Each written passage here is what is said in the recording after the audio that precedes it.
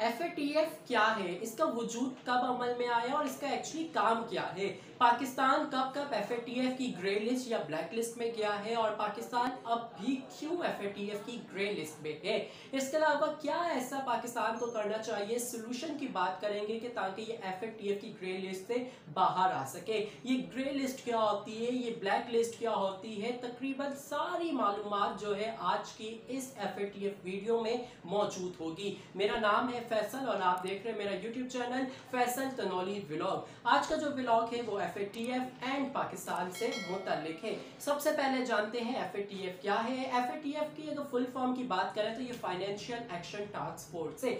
Group 7 यानी G7 जो हैं बड़े ममालिक, उन्होंने इसको 1989 में बनाया और पेरिस में इसकी बुनियाद रखी गई है। ग्रुप 7 ममालिक में जो शामिल हैं उसमें कनाडा है, इटली है, जर्मनी है, ब्रिटिश है, फ्रांस है, जापान है एंड अमेरिका शामिल है। हेडक्वार्टर इसका जो है वो पेरिस में है। मेंबर्स जो स्टार्टिंग में इनिशियली जब ये इस्टेब्लिश की गई थी तब 16 थे, लेकिन वक्तन फवक्तन जिसकी मेंबर्स की तादाद अब 39 तक पहुंच चुकी है, यानी अब तक इसके 39 मेंबर्स हो चुके हैं। अब इसके जरा एम्स की बात करते हैं, इसका रोल की बात करते हैं कि वो क्या है। इसका जो सबसे बड़ा और अहम काम है वो मनी लॉन्ड्रिंग को रोकना है, दूसरा ब्लैक मार्केटिंग को। शुरू में जो है असल में इसको सोवियत यूनियन जो बनी हुई थी उसको नकील डालने के लिए बनाया गया था, लेकिन उसके बाद जनाब ये हुआ कि वो खुद ब खुद ही जो है टूट गई, फाइनेंशियल और अदर जो रीजन है उसकी वजह से, तो इसका जो है मकसद ही अधूरा रह गया। लेकिन रोल प्रोमिनेंट इसका आफ्टर 2001 होता है, जब आपको पता है कि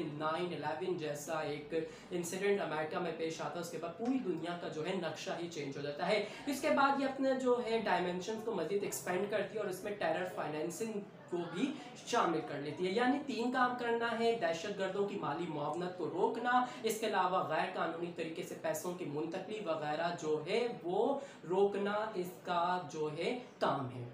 अब जानते हैं ये ग्रे लिस्ट क्या होती है और ब्लैक लिस्ट क्या होती है। सबसे पहले ग्रे लिस्ट को देखते हैं। ये कॉल टू एक्शन होता है, यानी एक किस्म की वार्निंग होती है। इसे मिसाल के तौर पर जानते हैं, यानी आप जो हैं कुछ गलत काम कर रहे हैं और आपके वालिदैन जो हैं आपको सजा देने से पहले 1-2 दफा रोकते हैं, टोकते हैं, कहते हैं सुधर जाओ, पास आ जाओ, ये काम नहीं किया करो, लेकिन स्टिल आप ये काम करते रहते हैं तो फिर इसके कॉन्सिक्वेंसेस होते हैं। आप पर कुछ रिस्ट्रिक्शंस लगाई जाती हैं, कुछ सेक्शंस लगा दी जाती हैं। फैक्टिव भी इसी तरीके से करता है जनाब, क्यों ममालिक को कहता है कि बास आ जाओ, ये काम ना करो। अगर दहशतगर्दों की माली मुआवनत हो रही है तो उसे रोको, मनी लॉन्ड्रिंग हो रही है तो उसे रोको, वरना फिर इसके कॉन्सिक्वेंसेस होंगे। और अगर जब वो ममालिक एफएटीएफ की तजावीज़ और अहकामात पर अमल नहीं करता तो उसे ब्लैक लिस्ट कर दिया जाता है।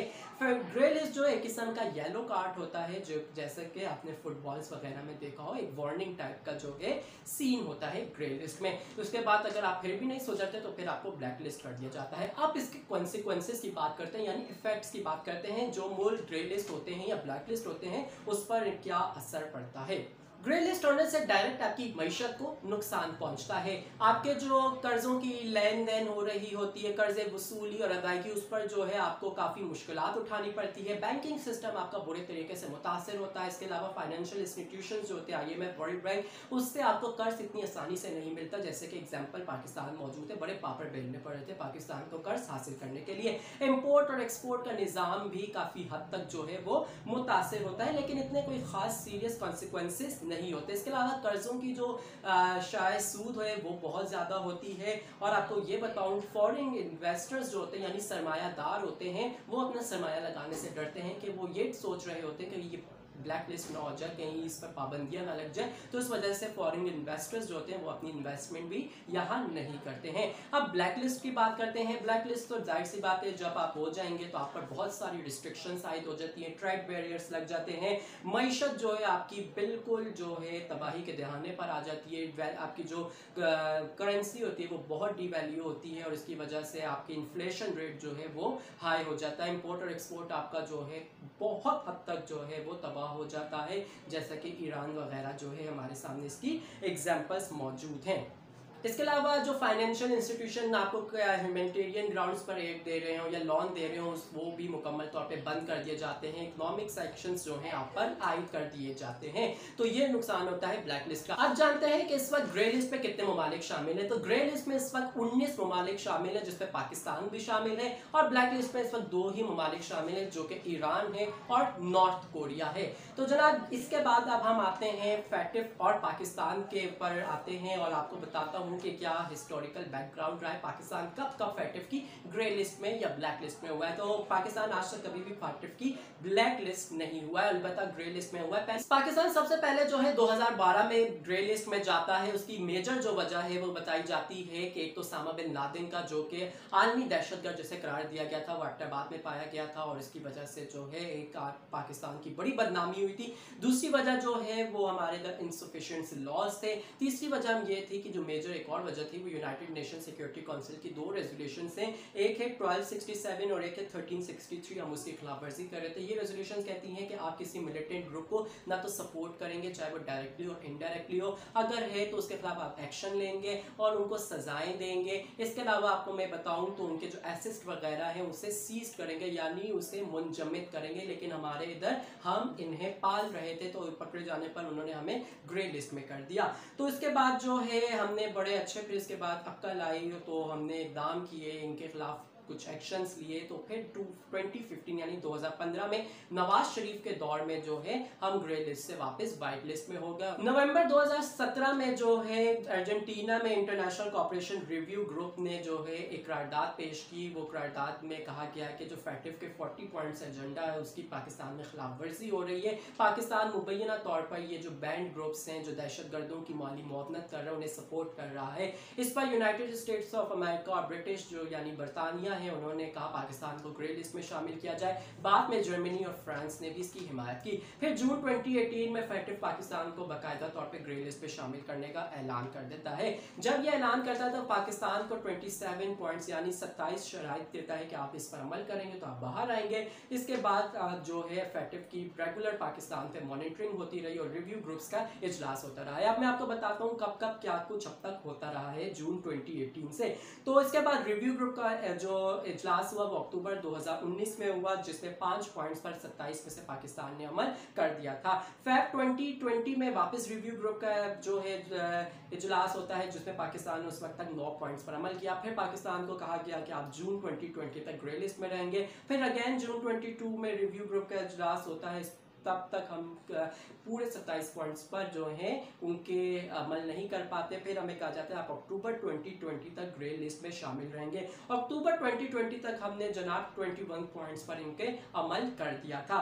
फैब 21 तक फिर हमें कहा जाता है कि आपको हम मजीद ग्रे लिस्ट में रखेंगे। फिर फैब 21 में जनाब के कहा जाता है कि आपको जून 21 तक जो है हम ग्रे लिस्ट में रखेंगे। और जून 21 में अब जब इजलास हुआ यानी अब से कुछ एक हफ्ता कबल, तो हमने 27 में से 26 पॉइंट्स पर जो है वो मुकम्मल तौर पर अमल दरामद कर दिया है। अब वापस से हमें जो है अक्टूबर तक का आई गेस तो मैं ना भूल गया हूँ कि कब तक हमें वापस रिव्यूज का इजलास होगा। अक्टूबर तक ही हमें वापस से जो है ग्रे लिस्ट में उन्होंने कहा है रखा है। अब यहाँ पर सवाल ये उठता है जब हमने 27 में से 26 नुकात पर अमल कर दिया है तो अब हमें ग्रे लिस्ट में रखने की क्या जरूरत है। हमने बहुत अच्छे अच्छे आप स्टेप्स लिए हैं। हमने जो बैंड आउटफिट्स के सरबराह ने जिसमें हाफिज सईद वगैरह शामिल, उन्हें हमें सजाएं भी अब दे दी हैं, गिरफ्तारियां अमल में आई है, काफ़ी हमने कानून साजी की अपने पार्लियामेंट में। लेकिन उसके बावजूद भी एक तरफ तो आप इंड्रोज कर रहे हैं, हाँ हमने वाकई में बड़े कॉन्क्रीट किस्म के स्टेप्स उठाए हैं, लेकिन फिर भी जो है शामिल करना ये समझ से बालातर है। अब मैं बताता हूँ इस ऐसा क्यों हुआ है। 2 ममालिक हैं वहां पर, जो यूएसए है और एक इंडिया है, ये नहीं चाहते पाकिस्तान जो है ग्रे लिस्ट से बाहर आए। टाइमिंग अगर आप देखें तो अफगानिस्तान से जो अमेरिकन फौज का इनखला शुरू हो चुका है। यूएसए पाकिस्तान को कह रहा है कि आप अपने बेसिस दें ताकि हम अफगानिस्तान में मॉनिटरिंग अपनी यहाँ से बैठ के जारी रखें। पाकिस्तान ने वाज़ेह तौर पर कह दिया इमरान खान ने कहा एब्सोल्युटली नॉट, ऐसा नहीं हो सकता, हम आपको अपने बेसिस नहीं देंगे। ये एक बहुत बड़ी वजह है। इस पर यूएसए जो है ऊपर प्रेशर डालने की कोशिश कर रहा है ताकि इसी तरीके से ये प्रेशर में आए और फिर इस तरीके से करें। लेकिन इमरान खान ने वाज़ेह तौर पे कहा है हम इनको बेसिस नहीं देंगे। ना सिर्फ इमरान खान ने, कल जो पार्लिमानी जो इन कैमरा इजलास हुआ उसमें आर्मी चीफ ने भी कह दिया है कि हम अमेरिका को अपने अड्डे नहीं देंगे। तो ये एक ख़ास तौर पर एक बहुत बड़ी वजह है। इसके अलावा अगर मैं आपको बताऊं, इंडिया जो कि शुरू से हमारा दुश्मन है, वो नहीं चाहता है हमारी इकॉनमी जो है फ्लरिश करे, यानी अच्छी हो, मैशत मजबूत हो, बेहतर हो। वो चाहता है कि हम इसी तरीके से दबाव में रहें और इसी तरीके से हमारी मैशत जो है हमेशा से जो है ठीक ना रहे। तो इसकी वजह से इंडिया की और इस तरह की लॉबी जो है वो पाकिस्तान के खिलाफ सरगर्म है। जो है अब पाकिस्तान से क्या चाहता है, वो ये कह रहा है कि जो दहशतगर्द पकड़े हैं उनकी सज़ाओं पर और उनके जो इन्वेस्टिगेशन होती है उस के लिए भी कानून साजी करें, यानी उनको सजाएं दिलाएं, अदालती निज़ाम थोड़ा सा अपना बेहतर करें। तो अब इन सारी सूरत हाल से पाकिस्तान जो कि 39 मेंबर्स हैं और एक इनको जो है 12 की सपोर्ट चाहिए इस फैटिव की ग्रे लिस्ट से बाहर निकलने के लिए। तो जाहिर सी बात है हमारे पास नहीं है, तब भी हम आज तक जून 2018 से 26 पॉइंट्स तक अमल करने के बाद भी हैं। तो इसमें जो है हम क्या कर सकते हैं, तो जनाब हम ये कर सकते हैं, इसका सलूशन सिंपल ये है, अपनी इकॉनमी को आप बेहतर करें, अपनी इकॉनमी को जो है ध्यान दें, अपोजिशन की तरफ से हटकर आप जब अपनी इकॉनमी को दुरुस्त करें